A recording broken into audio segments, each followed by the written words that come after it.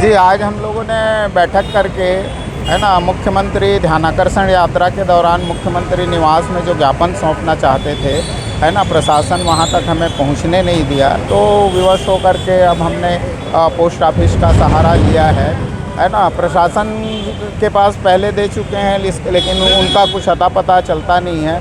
तो ये हमारे व्यवस्था के ऊपर भी एक बड़ा प्रश्न चिन्ह है कि भाई लोग अपनी बात क्या बोलते हैं सत्ता तक कैसे पहुंचाए। जनता और सत्ता के बीच में कितनी दूरी बढ़ गई। राजशाही में लोग घंटा बजाते थे और उसके बाद सीधे राज दरबार में फरियाद कर सकते थे, और आज देखिए क्या बोलते हैं लोकतंत्र में उससे भी बुरी स्थिति में हम पहुंच गए हैं। अपनी बात पहुंचाने के लिए हमको पोस्ट ऑफिस का सहारा लेना पड़ रहा है। यहाँ जिला प्रशासन को देते हैं तो चिट्ठी का क्या होता है कुछ पता नहीं चलता है ना। वो मुख्यमंत्री निवास जाकर देना चाहते हैं तो वहाँ पहुँचने नहीं दिया जाता है। तो इसलिए विवश होकर के आज हमने पोस्ट ऑफिस में उन ज्ञापनों को मुख्यमंत्री निवास के लिए भेजा है।